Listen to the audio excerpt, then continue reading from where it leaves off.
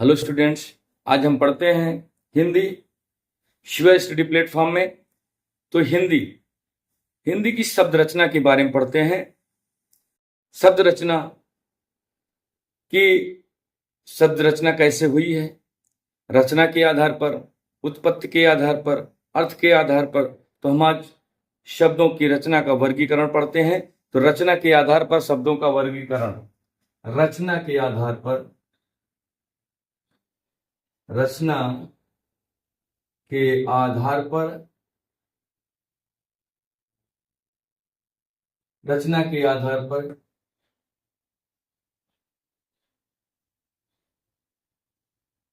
हिंदी शब्द का वर्गीकरण।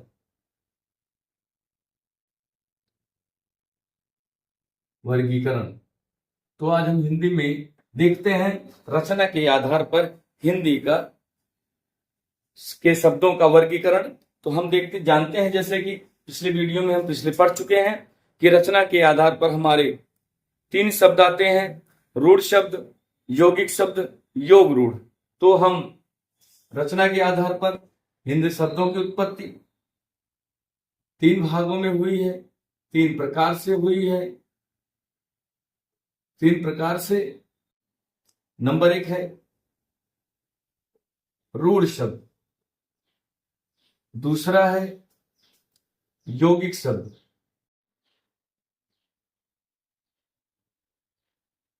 तीसरा है योग रूढ़। तो हमने देखा कि रचना के आधार पर हिंदी शब्दों का वर्गीकरण।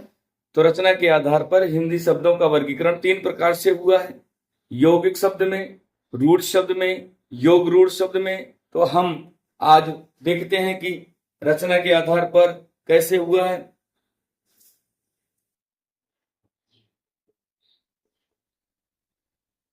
शब्दों की रचना के आधार पर, शब्दों की रचना के आधार पर शब्दों से, शब्दों से रूढ़ शब्द, रूढ़ शब्द ठीक है। रूढ़ शब्द, रूढ़ शब्द क्या है? रूढ़ शब्द यौगिक शब्द, यौगिक शब्द और योग रूढ़, योग और योग रूढ़। योग रूढ़ में बांटा गया है, में बांटा गया। यानी कि हमने देखा कि रचना के आधार पर हिंदी शब्दों का वर्गीकरण तो 3 प्रकार से हुआ: रूढ़ शब्द, यौगिक शब्द, योग रूढ़। यानी कि शब्दों की रचना के आधार पर शब्दों से रूढ़ शब्द, यौगिक शब्द और आपके योग रूढ़ शब्द, योग रूढ़ में बांटा गया, 3 रूपों में बांटा गया। तो आज हम पढ़ते हैं सबसे पहला रूढ़ शब्द क्या है। रूढ़ शब्द के बारे में जानेंगे। रूढ़ शब्द, रूढ़ शब्द किसे कहते हैं? रूढ़ शब्द, रूढ़ शब्द हमेशा ऐसे शब्द होते हैं जो किसी विशेष अर्थ के लिए प्रसिद्ध है। यानी कि रूढ़ शब्द ऐसे शब्द हैं जो किसी विशेष अर्थ के लिए प्रसिद्ध हैं और उनके खंड करने पर, यानी कि उन रूढ़ शब्दों का अगर हम खंड करते हैं, अलग अलग उसको बांटते हैं, तो उसका कोई भी अर्थ नहीं निकलता है। यानी कि हम ये कह सकते हैं कि रूढ़ शब्द वे शब्द हैं जिनका कोई खंड नहीं हो सकता। अगर हम उनको खंडित कर देते हैं, अलग अलग बांट देते हैं, तो उसमें किसी प्रकार का कोई अर्थ नहीं निकलेगा। तो रूढ़ शब्द वे शब्द हैं, रूढ़ शब्द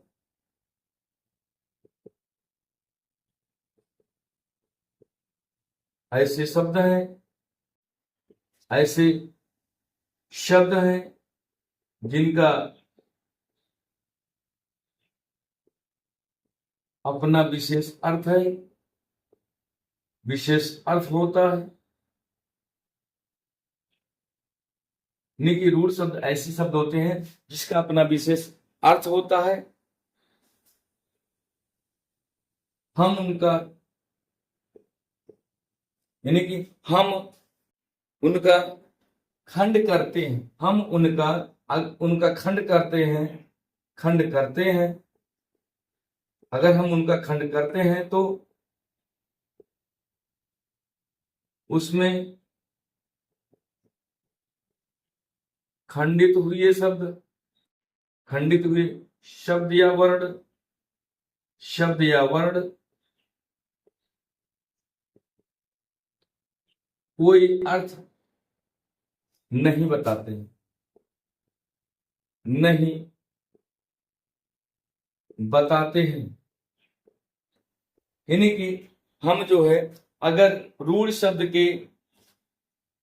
के शब्दों को अगर हम खंडित करते हैं, यानी कि कहा गया कि रूढ़ शब्द वे शब्द हैं जो अपना विशेष कोई अर्थ बताते हैं, विशेष अर्थ बताते हैं। अगर हम उनको किसी तरह से उनको खंडित कर देते हैं तो खंडित करने पर उनके जो शब्द या वर्ण बनते हैं उनका अपना कोई अर्थ नहीं निकलता। ये शब्द इस रूप में होते हैं, जैसे देखते हैं ये शब्द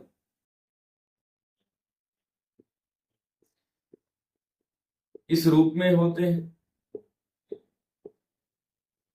ये शब्द इस रूप में होते हैं, जैसे घोड़ा। देख लेते हैं घोड़ा, घोड़ा को हमने खंडित किया, एक तरफ आया घो और ड़ा में खंडित किया, तो घो और डा, घो भी कुछ नहीं होता है, डा भी कुछ नहीं होता है, इसमें कोई अर्थ नहीं निकलता, यानी कि इसका और इसका कोई कोई अर्थ नहीं, कोई अर्थ नहीं। यानी कि ये दोनों अगर शब्द के दोनों वर्ण अलग हो जाएं या इनको हम इन शब्दों को अलग अलग शब्द में बंटवारा कर देते हैं तो इनका कोई अर्थ नहीं निकलता है। जैसे आपकी किताब है, किताब में की अलग करें और ताब अलग करें तो किताब, ये भी अपना कोई शब्द हमारे हिंदी में शायद नहीं आता है, न ताब होता है न की निकलेगा, लेकिन इसका अर्थ नहीं निकलेगा। की तो लगाते हैं संयोजक के रूप में, तो की और ताब। आगे देखते हैं जैसे कान, कान, कान, कान का खंडन करते हैं का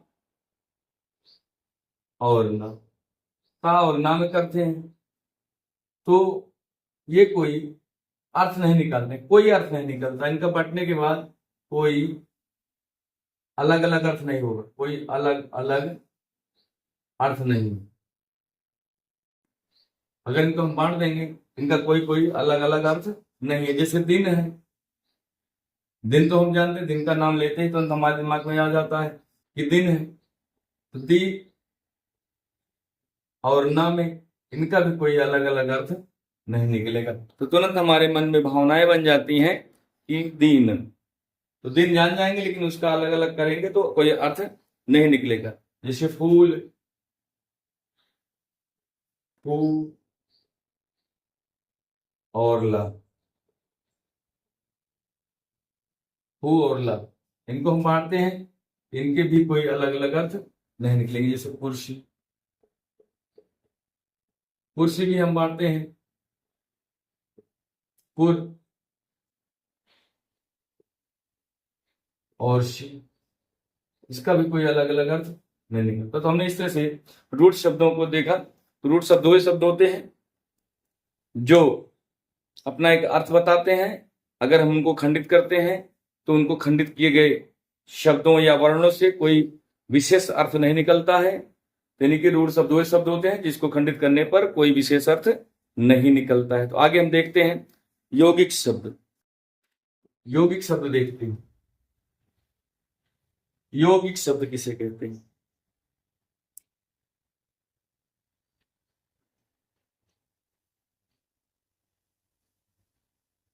यौगिक शब्द,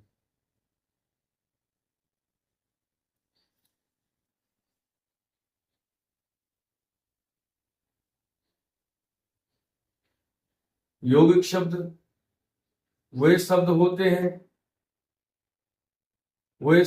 हैं जो वैगिक शब्द वे शब्द होते हैं जो दो या दो से अधिक सार्थक शब्दों से मिलकर बने होते हैं। शब्दों से मिलकर बने होते हैं जिनका अपना अपना अलग अलग अर्थ होता है, जिनका अपना अपना अलग अलग अर्थ होता है, जिनका अपना अलग अलग अर्थ होता है। यानी कि यौगिक शब्द वे शब्द हैं जो दो या दो से अधिक शब्दों से मिलकर बने होते हैं और उन अलग अलग शब्दों का अपना अलग अलग अर्थ होता है। तो इस तरह से जैसे यानी कि वही शब्द होते हैं जो अलग अलग शब्दों से मिलकर बने होते हैं। जैसे विद्यालय है, विद्यालय हम जानते हैं कि विद्या और आलय से बना है, विद्या और आलय से बना है। तो इसको हम अच्छी तरह जानते हैं कि विद्या का अर्थ होता है ज्ञान और आलय का अर्थ होता है घर। विद्यालय विद्या और आलय से बना हुआ है। विद्या का अर्थ होता है ज्ञान और आलय का अर्थ होता है घर। आगे देखते हैं जलपान। जल बांटते हैं, इसको देखते हैं। जल और पान से बना हुआ है। यौगिक शब्द का निर्माण जल और पान से जलपान का हुआ है। तो जल मीन्स होता है, हम जानते हैं जल मीन्स होता है पानी और पान मीन्स होता है खाना या भोजन। तो हमने देखा कि जलपान एक अलग ही शब्द बनाया। विद्यालय विद्या और आलय विद्या का घर। विद्यालय हो गया, जलपान जल और यानी कि पानी और खाना, खाना पानी यानी कि जलपान हो गया। देखते हैं जैसे गृह कार्य। गृह मीन्स होता है घर और कार्य मीन्स होता है काम।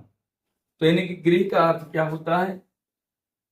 गृह से घर होगा, कार्य से काम होगा। इस तरह से गृह का भी एक सार्थक अर्थ निकल रहा है और कार्य का भी एक सार्थक निकल रहा है। जल का भी एक सार्थक निकला और पान का भी एक सार्थक निकला।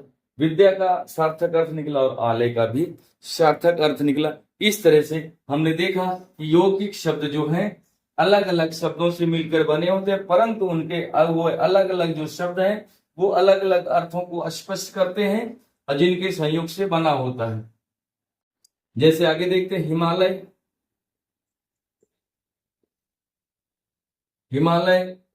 हिमालय हिम और आलय से बना हुआ है। हिम और आलय से बना हुआ है।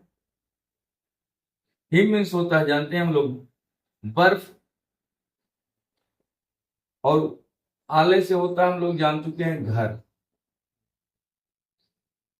आलय से हमारा अर्थ निकलता है घर। इस तरह से हमने यौगिक शब्दों को देखा। यानी कि वे यौगिक शब्द वे शब्द होते हैं जो दो या दो से अधिक शब्दों से मिलकर बने होते हैं और उन अलग अलग जो दो या दो से अधिक शब्द हैं उनका अपना एक सार्थक अर्थ होता है और उन सार्थक शब्दों से मिले हुए शब्द जब बनते हैं वो कोई और आई अर्थ स्पष्ट करते हैं। तो उस शब्द को जो बने हुए होते हैं उसको हम यौगिक शब्द कहते हैं। तो हमने देखा जैसे विद्यालय, गृहकाल, जलपान, हिमालय आदि शब्द जो हैं इस तरह से होते हैं। आगे देखते हैं हमारा अब अगला है योग रूढ़ शब्द। योग रूढ़ शब्द, योग रूढ़ शब्दों को देखते हैं। योग रूढ़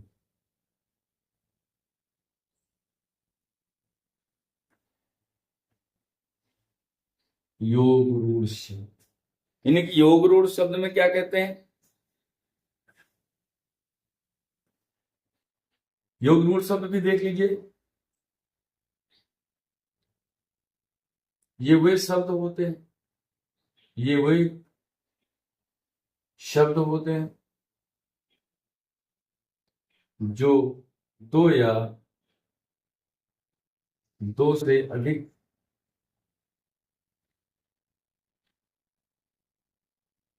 शब्दों को योग से बने होते हैं, शब्दों के योग से बने होते हैं, से बने होते हैं, ये दो या दो से अधिक शब्दों के योग से बने होते हैं।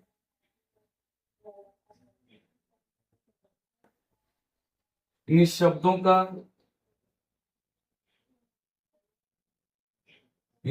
का अलग अलग अर्थ भी होता है, इन शब्दों का अलग अलग अर्थ भी होता है, परंतु ये बने हुए शब्द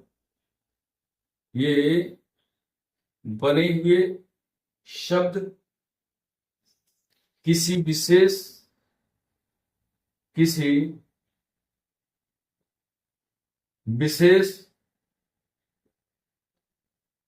व्यक्ति के लिए प्रयोग किए जाते हैं, किसी विशेष व्यक्ति के लिए प्रयोग किए जाते हैं, किसी विशेष व्यक्ति के लिए प्रयोग किए जाते हैं। यानी कि ये जो शब्द है, यानी कि योग रूढ़ शब्द में जो दो अलग अलग सार्थक शब्दों से मिलकर बने होते हैं, उनका अलग अलग अर्थ भी होता है, और उनसे बने हुए शब्द हर व्यक्तियों के लिए नहीं प्रयोग किए जाते हैं, वो किसी विशेष व्यक्ति के लिए प्रयोग किए जाते हैं। जैसे देखते हैं दशानन है, दशानन यानी कि दश और आनंद और आनंद, 10 का अर्थ हम संख्या से मानते हैं, जिसका अर्थ होता है 10। आनंद में होता है मुख, यानी कि 10 मुख, तो 10 मुख, तो दशानन शब्द का प्रयोग 10 मुख किसका है? 10 मुख रावण का था, तो दशानन शब्द का प्रयोग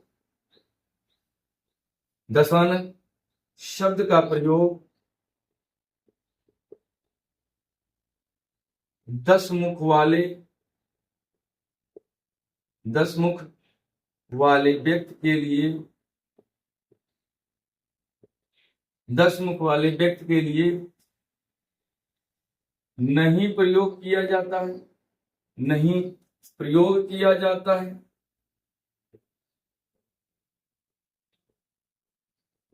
बल्कि दशानन शब्द रावण के लिए प्रयोग किया जाता है, रावण के लिए प्रयोग किया जाता है।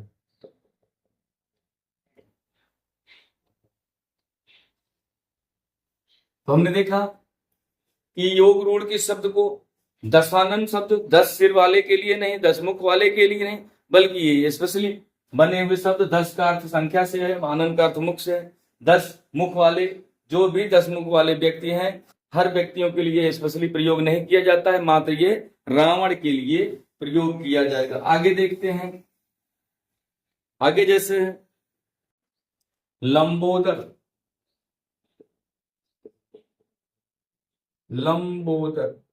लंब और उदर से बना हुआ है, लंब और उदर से बना हुआ शब्द लंबोदर होता है।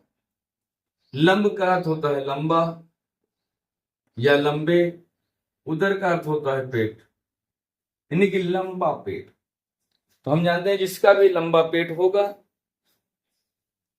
उसके लिए हम लंबोदर का प्रयोग नहीं कर सकते हैं, क्योंकि कहा गया कि दो या दो से अधिक शब्दों से मिलकर बने हुए शब्द जो हैं वो किसी विशेष व्यक्ति के लिए प्रयोग किए जाते हैं। लंबोदर शब्द, लंबोदर शब्द, लंबे पेट वाले सभी व्यक्तियों के लिए नहीं प्रयोग किया जाता, सभी व्यक्तियों के लिए प्रयोग नहीं किया जाता है, प्रयोग नहीं किया जाता है, बल्कि लंबोदर शब्द का प्रयोग, लंबोदर शब्द का प्रयोग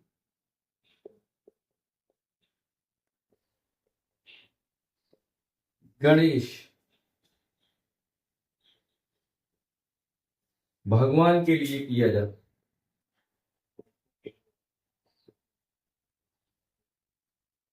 तो हमने देखा कि बहुत से ऐसे लोग हैं जिसका लंबा पेट बड़ा पेट होगा, परंतु लंबोदर शब्द का प्रयोग उनके लिए नहीं किया जा सकता है। लंबोदर का अगर जब हम नाम लेते हैं तो तुरंत ही हम लोगों के विचार में गणेश भगवान का नाम तुरंत आ जाता है। इस तरह से लंबोदर शब्द का प्रयोग मात्र गणेश भगवान के लिए प्रयोग किया गया है। आगे देखते हैं पंकज शब्द। पंकज, जैसे पंकज शब्द है, पंकज पंख और जा से बना हुआ शब्द है, पंख और जा से बना हुआ शब्द। पंख का अर्थ है कीचड़ और जा का अर्थ है जन्म लेने वाला, जन्म लेने वाला। पंकज, पंख और जा, पंख मीन्स होता है कीचड़, जा मीन्स होता है जन्म लेने वाला। तो हम देखते हैं पंकज शब्द, पंख मीन्स, तो यानी कि पंकज शब्द का प्रयोग, पंकज शब्द का प्रयोग कीचड़ में जन्म लेने वाले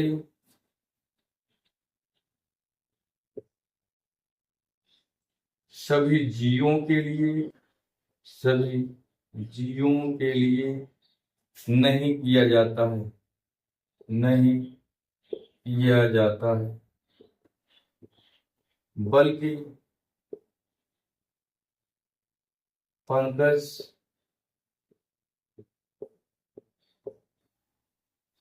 कमल के लिए किया जाता है।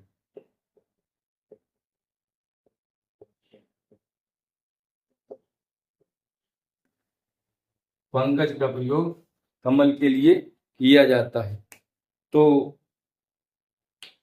निम्नलिखित प्रतियोगी परीक्षाओं के लिए, विशेषकर यूपी टेट के लिए, हम आपके लिए सभी विषय लेके आते रहेंगे और निश्चित ही सफलता के लिए हम पूरा प्रयास करेंगे कि आप सफल हों। तो हम आपके यूपी टेट के लिए हिंदी, अंग्रेजी और संस्कृत दोनों विषय, गणित, मनोविज्ञान और पर्यावरण, सभी विषय हम अपने प्रतिदिन एक नए चैप्टर आप सबके कराते रहेंगे। तो आप सब हमारे वीडियो को लाइक करें, शेयर करें, कमेंट करें और सब्सक्राइब करें। तो अगली वीडियो के लिए बने रहिए शिवा स्टडी प्लेटफॉर्म पर।